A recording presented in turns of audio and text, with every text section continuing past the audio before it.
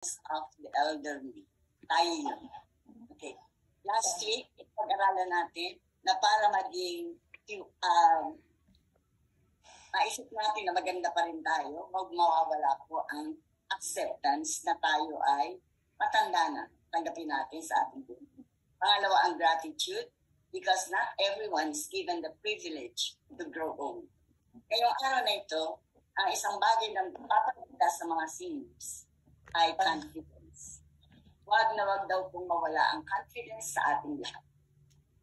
Kailan daw po ba nag-uumpisa ang pag-build ng confidence o tiwala sa sarili ng isang tao? Take note mga lolos-lola na nag-aalaga ng apo ngayon.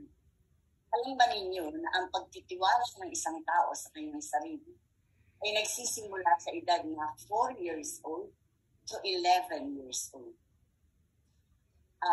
Mag-iba-ingat po tayo sa pagbibitaw ng salita sa mga bata. Isipin po natin na yung mga bibitawan nating salita sa kanila ay mga papuri, pag-recognize sa kanilang mga nagawang paganda sa mga maliliit bagay na nagagawa nila. Pupurihin po natin ang mga batang ito. Kasi diyan po nagsisimula ang tiwala sa sarili. Pagdating po ng 12 years old to 17, ito naman po yung tiwala ng tao na may kasamang lakas ng loob. Andiyan na po yung mga apo ninyo na nagpapabili na ng bicycle, feeling nila kaya na nilang magpaandar ng sasakyan, ng bisikleta, ng mga scooters, ng mga motorcycles. Pagdating ng edad na 19 to 23, 18 to 23, ito po yung peak na sabi ko nga sa inyo na pag-aralan natin last time, na ang peak ng kagandahan ng isang babae at peak ng kagwapuhan ng isang lalaki ay age 23. So sumasabay po dyan yung pagtitiwala ng tao sa kanyang sarili.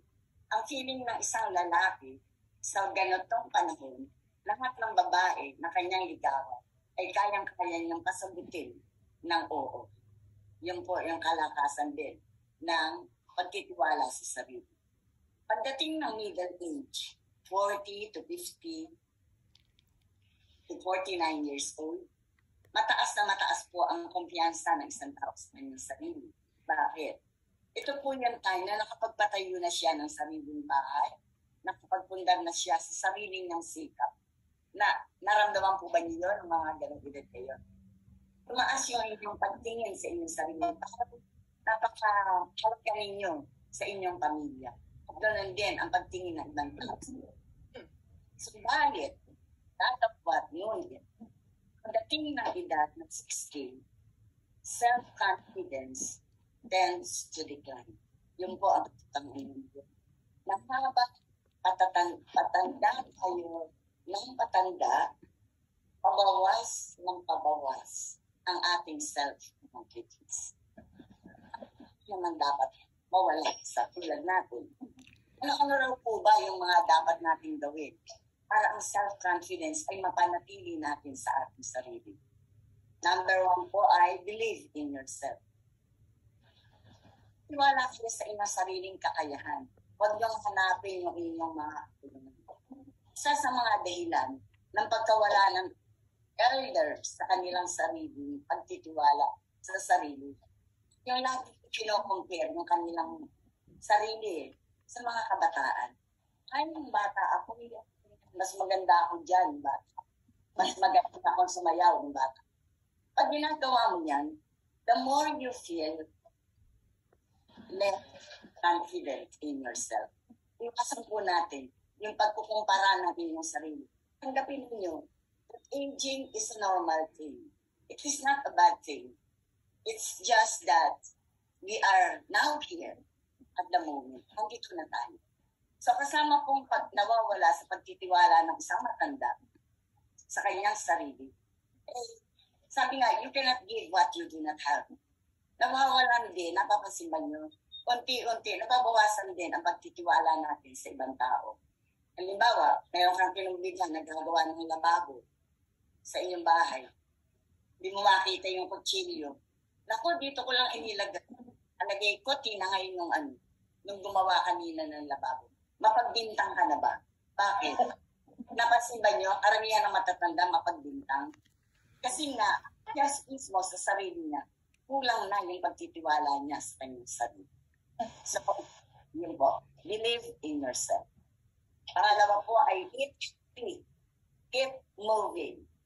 Huwag po yung pahiga-higa, paupo-upo. Hanggang ano napapansin natin, pagkapahiga-higa, paupo tayo. Napansin po ba nyo yung mga likod natin? Especially sa mga babae. Patambok na po yung mga likod natin, di ba? Kasi mahilig na tayo mag-uupo, ganon. Mahilig tayong maghihiga. So, ang ating pong likod, dala na rin ang ating pagkarupok na ng buto natin. Dahil sa attitude natin, kilos, unti-unti napapansin niya, mahuhukot na po, karamihan mga babae. Okay. Number 3, practice independence. Huwag po tayong palaasa. Yung mga bagay na kaya pa naman natin gawin, ay gawin natin. Huwag tayong maging palasandal, yabot mo nga sa, kuha mo nga ako ng ganito, kaya mo naman tumayo. Kamutin mo nga yung likod ko, kaya mo naman kamutin. Pagka ganyan kasi, nawawalan kang tiwala sa sarili mo, feeling mo, mahina ka na, nadarama mo yun. Feeling din yung mga kasama mo, talagang matandang ka nun. Kasi parang yung mga bagay na simple, hindi mo kayang gawin. Okay.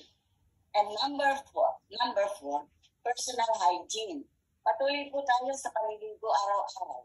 Patuloy po tayo sa pagpapaganda. Hindi dahil may pinapagandahan tayo, kundi gusto natin na maging presentable tayo sa ibang tao.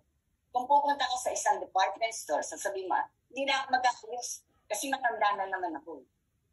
Tingin mo, papansinin ka ng mga sales lady, aalokin ka ng mga bagay na gusto nila. Hindi ka papansinin. Ang papansinin nila yung mga taong maayos ang pagkakagayak sa kanyang sarili. So, wag po natin kalimutan yun. And lastly, etong ginagawa natin ngayon, make strong bonds with friends. Kagabi po ay nakita ko sa chatroom na nagkomento si Del Yarina sa pipinos ni Josie na sayaw. Ang sabi ni Del, ay si Josie naging gorgeous. Siguro iniisip ko ngayon, bakit kaya? Diba? Alam po ba ninyo na itong ginagawa natin pagpo-program ngayon, na pinapakita natin yung ating talent, kahit nasa bahay lang tayo, nag-aayos tayo dahil may program, ito pong pagbabanding natin na ganito ay malaki po ang itinataas ng ating self-confidence. Kung tutuusin po, yung mga inukumbida ko pong ibang sa Cotoyan, sana hindi silang ma-offend.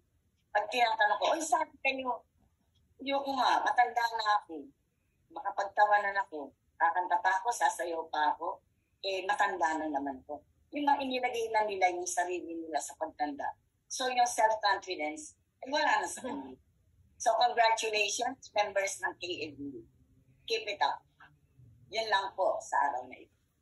Magandang umaga. Thank you.